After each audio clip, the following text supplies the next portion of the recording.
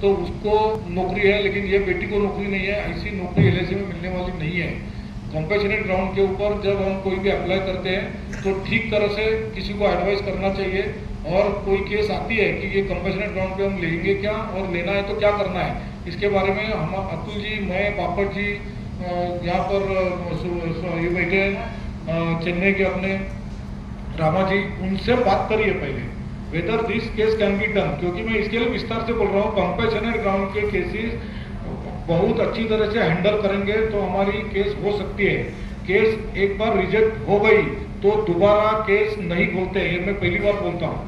क्योंकि होता क्या है कि हमने ऐसा कहा, हमको किसी ने ये कहा कि इसके लिए हम लोग ने ऐसा किया, अभी आप सुधारो, हो नहीं सकता है। Compassionate ground is pure discretion of the management. और हम एलआईसी में से कितने सारे केसेस सेंट्रल ऑफिस से डिफिकल्ट केसेस निकाले हैं, provided the case is put in the right way. First instance में ही आपको बराबर केस अगर हम करेंगे तो ही होता है, नहीं तो बाद में केस जेन्युइन होने के बावजूद भी नहीं होगा। बाकी जो प्रॉब्लम्स है एचएफएल का सब लोगों ने मामला उठाया, मैंने पहले ही मेरे वक्तव्य में कहा है कि जो पुणे की केस है अभी जो रिफर हुई थी, वो केस का हमने एमडी के साथ भी डिस्कस किया है। और स्पाउस की केस मैंने मेरे वक्तव्य में भी कहा कि स्पाउस के जो डिडक्शन है वो नहीं हो रहा है, ये तो हमने मेरे वक्तव्य में कहा है, तो मुझे पता है ये केस हमने एमडी के साथ डिस्कस किए। एचएफएल के सारे प्रॉब्लम हम ले रहे हैं और if required we will meet HFL people by going visiting their office. So HFL के मामले सब हम सॉल्व करेंगे। बाकी जो स्टेट्स के प्रॉब्लम्स है, प्रीमाइसिस के प्रॉब्लम्स है, पहले आप लिखित रूप में जोनल मैनेजर के पास लीजिए। जोनल मैनेजर के पास आपने लिया है क्या ये प्रॉब्लम्स, ये देखिए।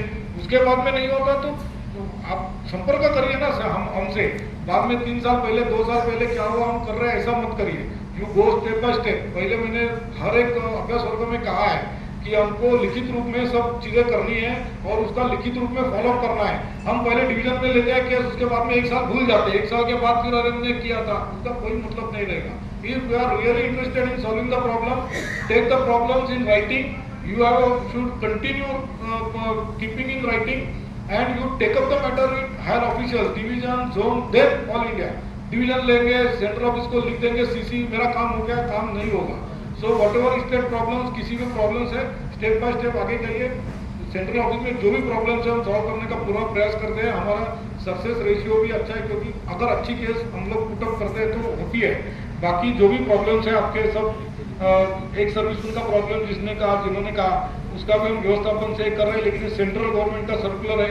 सेंट्रल गवर्नमेंट में डिफेंस मिनिस्ट्री, फाइनेंस मिनिस्ट्री, ये दोनों और एचआरडी मिनिस्ट्री, 3 मिनिस्ट्री साथ में है। तो फाइनेंस मिनिस्ट्री के हम अंडर आते हैं, डिफेंस मिनिस्ट्री के अंडर नहीं आते हैं। तो ऐसा वो उनका मामला है, तो उसको भी हम प्रयास कर रहे हैं कि किस तरीके से सॉल्व किया जाए, क्योंकि बहुत बड़ा बर्डन ये एक सर्विसमैन के ऊपर आ रहा है, हमको पता है, लेकिन वो थोड़ा डिफिकल्ट मामला है। We have to go to the government and we will do something. बाकी जो भी स्टाफ क्वार्टर के मामले, अपने स्टाफ क्वार्टर गेस्ट हाउस के मामले द पैथेटिक पोजीशन में है। Everywhere guest house is in pathetic condition. Mumbai is not कोई ऐसा दूसरा मुंबई में बात नहीं है, सभी पैथेटिक कंडीशन में है। क्लास 1 जो भी ऑफिसर आते हैं up to chief level class 3 के गेस्ट हाउस में शेयरिंग में रहते हैं। और ये कितनी बार मैनेजमेंट के पास होता है, लेकिन वो मैनेजमेंट सुधरने वाली नहीं है। वो चीफ भी ऐसे ही रहते हैं, उनको भी कुछ लगता नहीं है कि हम क्लास 3 के गेस्ट हाउस में शेयरिंग में रहे 3-3 महीना। तो they should do something on management level. We are behind them. हमको भी अच्छा नहीं लगता है, लोग फोन करते हैं लेकिन मुंबई में गेस्ट हाउस नहीं मिलता है। हम लोग उसके लिए प्रयास कर रहे हैं, लेकिन कोई ऐसे गलत काम वहाँ नहीं होता है कि किसी को देना नहीं है।